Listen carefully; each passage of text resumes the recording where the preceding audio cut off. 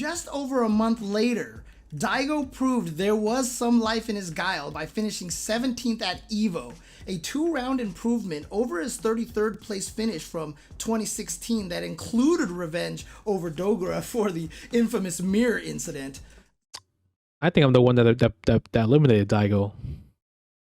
The way to Yo, what's good, Panda Fighting Game YouTube? We are back with another video, and you know, sometimes even the greatest of players go through character crisis. Today we're taking a look at Red Bull's video about Daigo, from his change to the vanilla man that is Ryu to the more popular, flavorful Guile. You know, Daigo is known for obviously his Ryu play in Street Fighter 5 Season 1, but obviously Street Fighter 5 Season 2, Ryu got nerfed. He got nerfed to nerf like crazy. You can make a big change too today by smashing that sub button. Now, let's get in the video. I remember the exact moment where Daigo switched to Guile. Like, it was a final round, the first CPT of Season 2, and literally Daigo just got washed. He got washed with Ryu. Like, Ryu just got washed, and I think after that tournament, that is when he said, no more Ryu, Guile, Oni. No other player made more than 2 top 8s at the Evolution Championship Series, Street Fighter's biggest event of the year, and the de facto World Championships prior to the creation of the Capcom Cup in 2013. I did not know that. I didn't know Daigo was always smashing them top 8s at EVO. I mean, Daigo's OD. Using Ryu and eventually the higher damaging Evil Ryu, Daigo was the most consistent force in Street Fighter 4 as he won That Evil Ryu is crazy. and made top 8 at every single Street Fighter 4 Evo held from 2009 through 2013.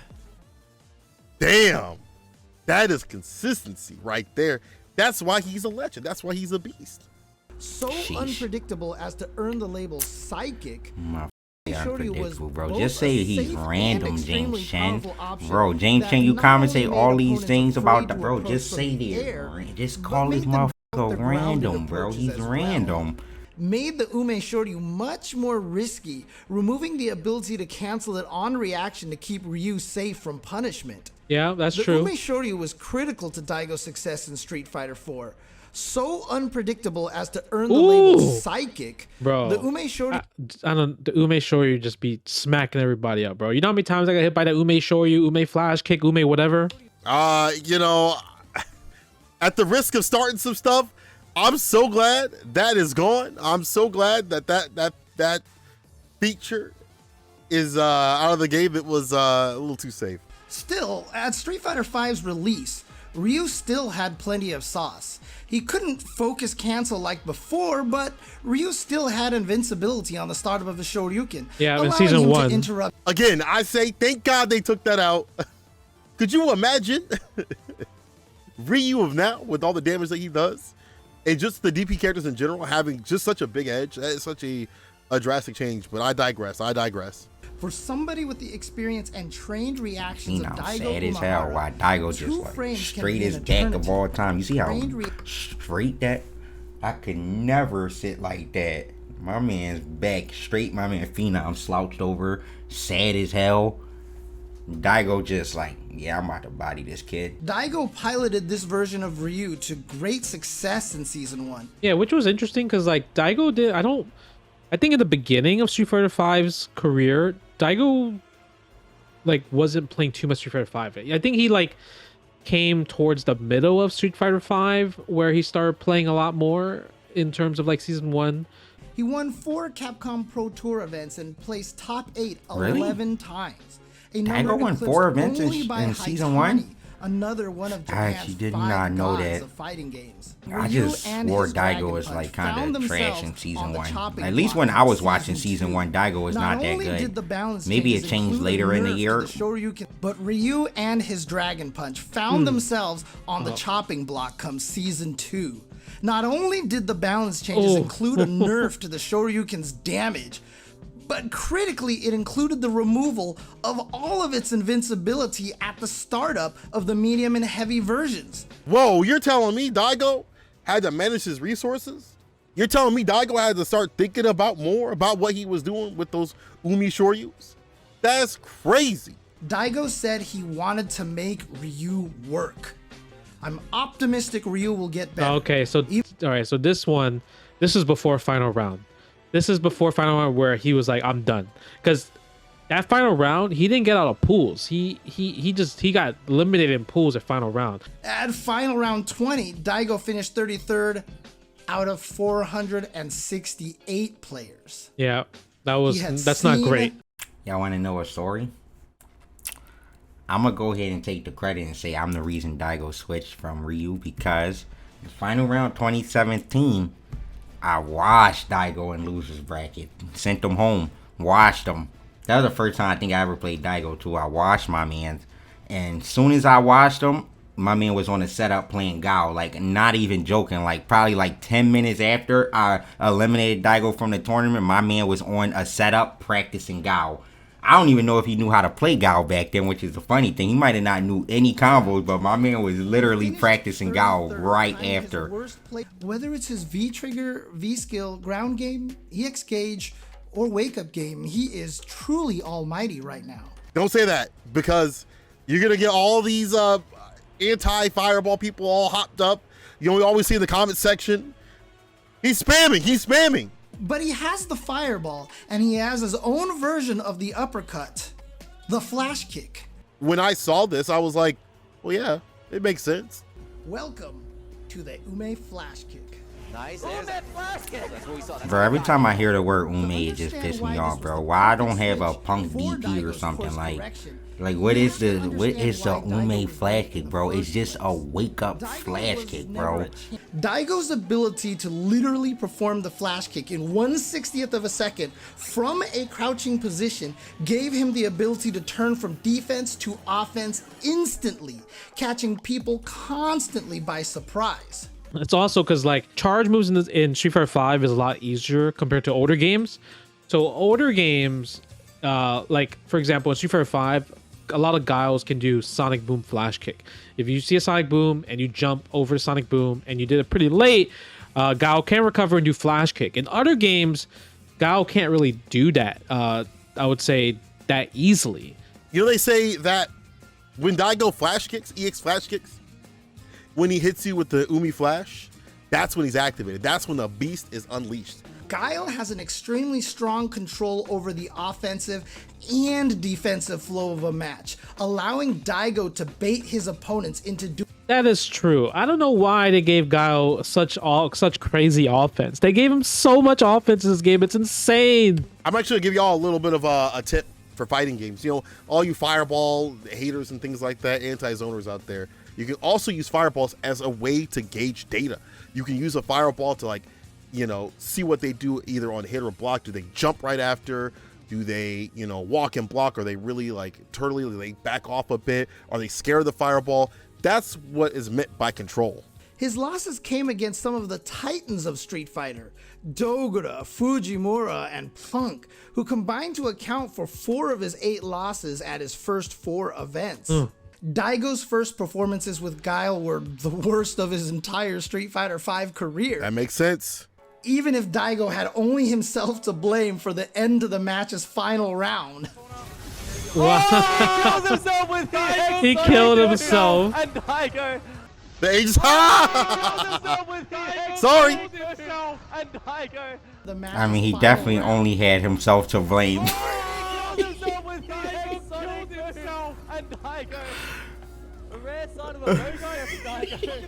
A buddy like me would have just put up the controller for good. That's it. Punk topped the Capcom Pro Tour leaderboard, running away in first place, finishing with nearly 150%. Oh, let's go, Justin Wong 14. Here we go. Here's how much life was left on Punk and Dogura's life bars in their winning rounds against Daigo.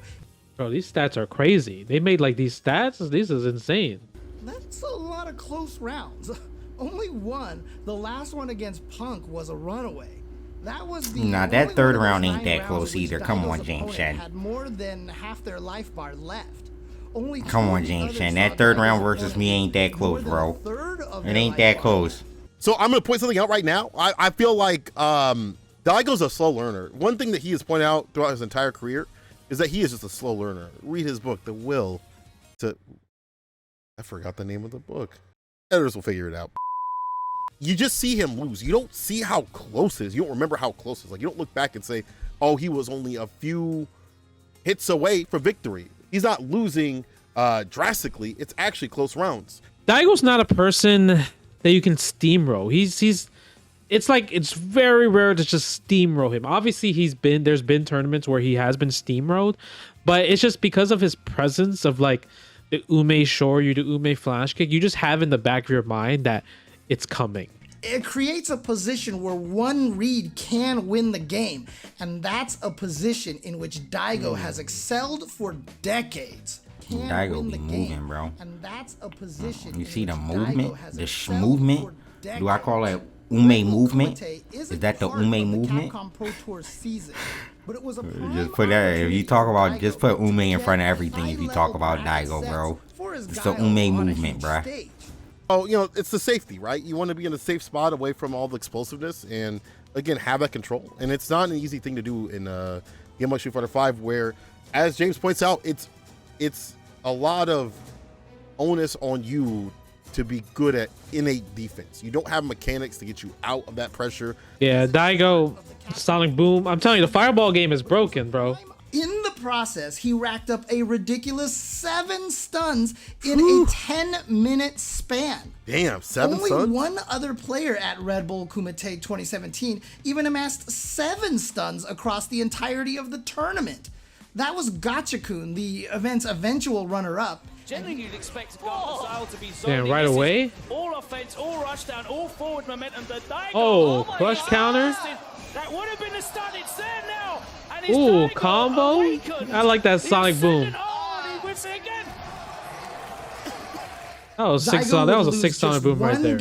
That's how you know Guile cheap. He's supposed to be a zoner. Why he's stunning people like that? I wonder if, like, the players themselves look at this stuff too. They think about this stuff too. Like, my average stun time is pretty low. Let me get better about that. Like, I'm not getting enough stun, and maybe that's like the win condition for my character, or the win condition for, you know, the match and stuff like that. Maybe I need to get better at that. Maybe they look at that stuff. I wonder. In those 3 hours of Street Fighter, the non-Daigo players produced 34 stuns for an average of 1 stun just about... Bro, look at this chart. Daigo got some stuns with Guile too. I mean, this is when Guile has offense and defense, and his offense is so strong. So it's like, it's not easy. I'm not saying it's easy, but it's pretty convincing to get stuns with Guile. V reversal through a multi-hit special and finally flash kick to escape the pressure. After catching Problem X holding back twice, he read a jump after a Sonic Boom with a fierce punch to take the... That's what I'm talking about when I say control. You throw out the boom, see what they're gonna do, puts the back fist to face to put him in his place, and that was the end of Problem X. Daigo desperately needed to stop the momentum of the set and find a way out of the corner. This comeback, well, he's not in the corner, though. 31 seconds, 26 projectiles, 4 whiffed knees for positioning, and 1 I'm just... Hold on, let me pause this. I'm convinced that people they just talk about Daigo in this way that is not... Bro, he wasn't in the corner. Where? He's not in the corner. That's not the corner, bro. Just over a month later, Daigo proved there was some life in his Guile by finishing 17th at EVO, a 2-round improvement over his 33rd place finish from 2016 that included revenge over Dogra for the infamous mirror incident. I think I'm the one that eliminated Daigo. The way to where he needed to be. Reaching the Daigo level, the beast himself says, does not happen instantaneously, especially when it comes with an adjustment to a new character. Yeah, he always said that he was always a slow learner, and some people are just fast learners. So, I mean, when it comes down to it, this is like proof that, like, you know, even though Daigo is such an amazing fighting game player, he still takes time to learn fighting games as well. What'd I say? Did I lie to you? Of course not. I know what I'm talking about. I read the book. As long as Daigo been as good as he was, it's definitely hard to do that, I would say, in a fighting game. This ability to remake himself without losing what made him great in the first place is what makes Daigo Umehara not just a great fighting game player, but the greatest of all time. That's facts. That's Daigo. But other than that, I would say I love the Street Fighter V Daigo arc just because like his Guile is very inspirational. He comes up with like such unique strategies on like how to win, and it's just great. That's Daigo. That's Daigo. All right. There's a reason why he is considered the best Street Fighter V player. It's just the way he evolves the game and molds it around his style. It does take him a while. It does take him a bit, but he evolves the game. Daigo doesn't really have to stick with Ryu. You know, I know a lot of people know him for Ryu, but that doesn't mean he has to stick with the character.